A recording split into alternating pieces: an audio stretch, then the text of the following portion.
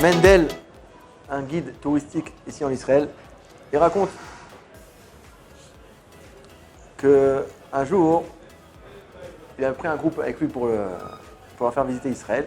Et ils ont visité un peu comme ça tout Israël. Et ils arrivent un jour dans la ville de Petar Tikva. Et dans la ville de Petar Tikva, là-bas ils visitent et ils arrivent devant le cimetière de Petar Tikva, le cimetière Ségoula de Petar Tikva.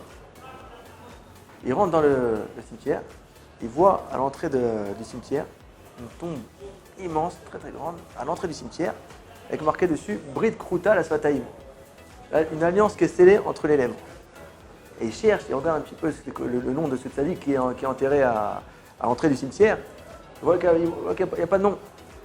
Bon, ils regardent, ils se renseignent un petit peu aux gens du cimetière, qui c'est qui est enterré, on ne sait pas.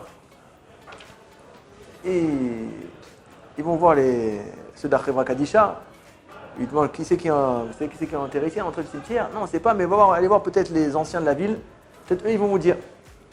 Top. Il y avait un Talmid Chacham comme ça dans ce groupe qui est parti. Il était intéressé à savoir qui c'est ce tzaddik qui est enterré. Il est parti à l'entrée voir les anciens de la ville de Petar Tikva.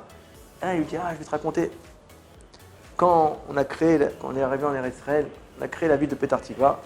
Bon, Hachem, il y avait des smachot, il y avait des mariages, il y avait les gens qui faisaient leur bar mitzvah, il y avait des brit milot, etc. Mais il y avait aussi des gens qui décédaient. Donc on s'est réunis, toute la communauté. On a dit il faut qu'on achète un terrain pour la communauté, un terrain pour faire un cimetière. Ils ont été prêts pour acheter le terrain. Là-bas, les rabbinim de l'époque, ils ont fait toute une cérémonie, des télim, etc. Et en sortant de cette cérémonie, il y avait un jeune là-bas dans la communauté qui dit c'est intéressant, qui c'est qui va être le premier à être enterré dans ce cimetière. Et là-bas, c'était Erev Yom Kippour. Il y en a un qui dit, en rigolant, moi je suis Mitnadev, moi je prends sur moi d'être le premier à être enterré dans ce cimetière. Le 19 Tishri, 10 jours après qu'il ait dit ça, il est niftar, il est décédé. Un jeune qui était en bonne santé, et 10 jours après qu'il ait dit, moi je suis Mitnadev, je suis prêt à être le premier à être enterré dans ce cimetière, il est niftar, il est décédé. De là, les Chachamim, ils ont dit, il faut l'enterrer à l'entrée du cimetière. Et à cette entrée du cimetière, sur sa tombe, vous avez marqué Brit Kruta Asfataim, une alliance qui est scellée entre les lèvres. Combien il faut faire attention à ce qui sort de notre bouche. Lui, il a dit ça en rigolant. Voilà, je vais être le premier à être enterré dans ce cimetière. Il a sorti de sa bouche, il a été le premier à être enterré dans ce cimetière. Là, allez-nous. On voit dans la paracha Tetzavé que la paracha elle commence Ve'ata Tetzavé. On voit que le Baal Tourim nous dit Lo Eskir Moshe basé à Seder. Il dit que le Baal Tourim nous dit que Moshe Rabbeinu n'a pas été mentionné du tout dans cette paracha. En toutes les parachutes, depuis le moment où il est né, Moshe Rabbeinu, on parle toujours de Moshe Rabbeinu.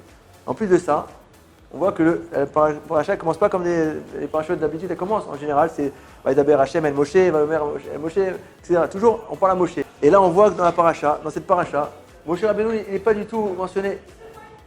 Donc il pose la question, le Baal Tourim, et il répond pourquoi. Il dit qu'on va voir plus tard quand il y a la faute de Chet HaEgel, de la faute du veau d'or. Qu'est-ce qu'il a dit Moshe Rabbeinu?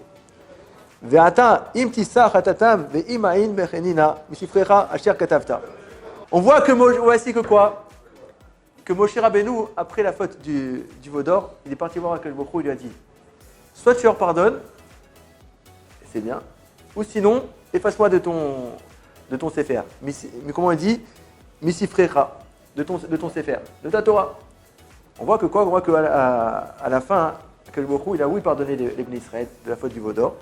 Mais quoi? On voit qu'une paracha dans toute la Torah où il aurait dû avoir le nom de Moshe a été effacé. Le nom de Moshe, il n'est pas mentionné dedans. D'où on voit ça?